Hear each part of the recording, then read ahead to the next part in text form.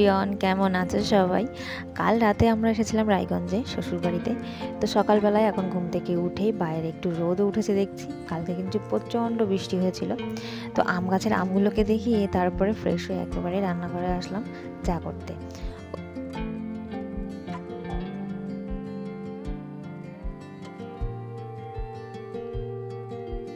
এদিকে চাটাও আমার হয়ে গেছে, আর আমি আর শাশুড়ি মা নিয়ে নিয়েছি চা।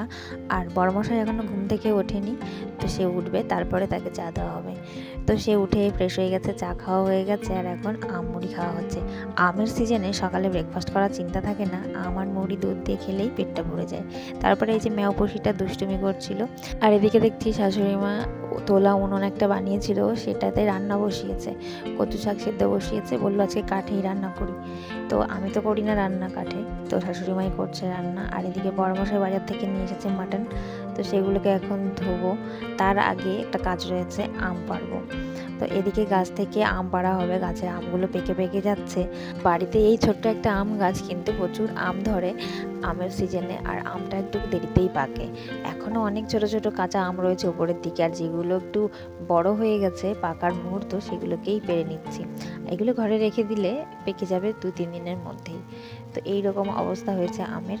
তো গাছের থেকে কিছু জিনিস ছিঁড়তে, সবজি হোক ফল হোক, বেশ ভালোই লাগে। তো বড়মশাইকে আমি দেখাচ্ছিলাম, ওপরের ওই থোকাটাতে পুরো হলুদ হয়ে গেছে আমটা। তো আম নিজের হাতে ছিঁড়তে যে কী মজা লাগে এটা বলে বোঝানো যাবে না। তো আমি চেয়ার নিয়ে নিয়ে দাঁড়িয়ে আম কিছুটা হাতে পাচ্ছি যেগুলো, সেগুলোকে ছিঁড়ে নিচ্ছি।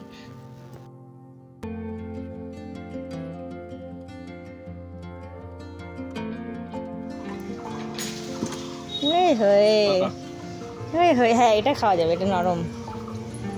এটা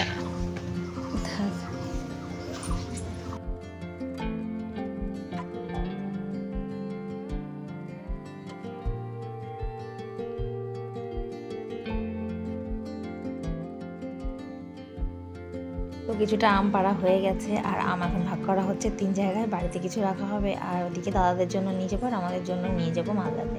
তো তার মধ্যে আমি এদিকে একটা পাকা আম পেয়েছি, গাছ পাকা আম, তো সেটাকে ছুলেই নিলাম। আর গাছ পাকা আম খেতে কিন্তু বেশ লাগে, তো সাথে সাথে আমি খেয়েও নিচ্ছি, এতটা মিষ্টি ছিল। তারপরে আমি একটুখানি কচু শাকটা নেড়ে দিচ্ছিলাম। উনানের মধ্যে রান্না হচ্ছে, বেশ ভালো লাগছে। উনুনটা ভীষণ ভালো আগুন জ্বলে, কিন্তু একটু ছোট হয়ে গেছে, আর তাড়াতাড়ি উনুনটা একদম ছাই ভরে যায় যেহেতু ছোট। আর কাঠের উনুনে রান্না করতে তো সত্যিই ভালো লাগে, আর একটু এখানে রোদও উঠেছিল, গরমও লাগছিল।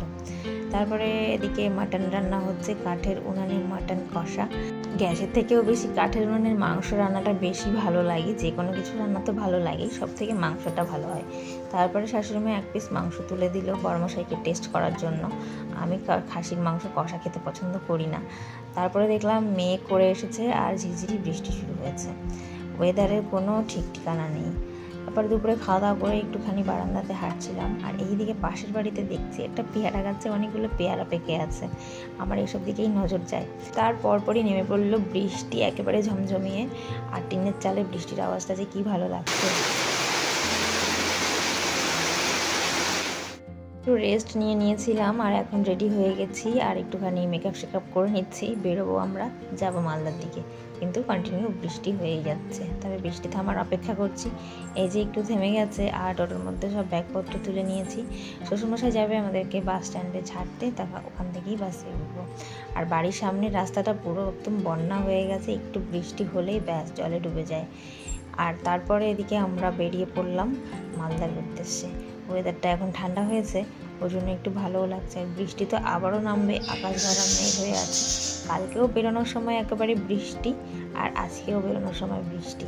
এরকম একদমই ভালো লাগে না আমার, কিন্তু কী আর করা যাবে, ওয়েদার। তারপরে আমরা চলে এসেছিলাম বাস স্ট্যান্ডে, এখানে দাঁড়িয়েছিলাম বাসের অপেক্ষায়। তবে অনেকক্ষণ পর বাস পেলাম, আর এখন বাসে একটু সিটও পেয়ে গেছি। প্রথম দিকে বাসটা ভিড়ই ছিল। তারপরে নেমে পড়লাম আমরা মিশন রোডে। এখানে নেমে ব্যাগ তো বয়ে নিয়ে যাওয়া যাবে না, তার জন্য দাদাকে ফোন করা হলো বাইকটা নিয়ে আসার জন্য। তো তারপর দাদার অপেক্ষাই করছিলাম আমরা। দাদা চলে এসেছে, আর আমরা 3 জনে গাড়িতে উঠে পড়েছি। আর এখান থেকে একটুখানি, তবে ব্যাগটা যেহেতু অনেক আম রয়েছে, জিনিসপত্র সবজিপাতি রয়েছে, তার জন্য প্রচণ্ড ভারী। ঘরে এসে ফ্রেশ হয়ে চা খেয়ে নিলাম, চা না খেলে তো হবেই না। আর তারপরে বাড়ি থেকে নিয়ে আসা হয়েছিল মাটন, আর একটু ঠাকুরের প্রসাদ দিয়েছিল শাশুড়ি মা, খিচুড়ি প্রসাদ। তো দুটো বাটিতে করে এখন যাব দিতে দাদাদের ঘরে। আর এদিকে আম আর ডুমুরও নিয়ে এসেছিলাম, ডুমুরের তরকারি তো ভীষণই ভালো লাগে, আর একটু কচু। চলো আজকের মতো টাটা, সবাই ভালো থেকো।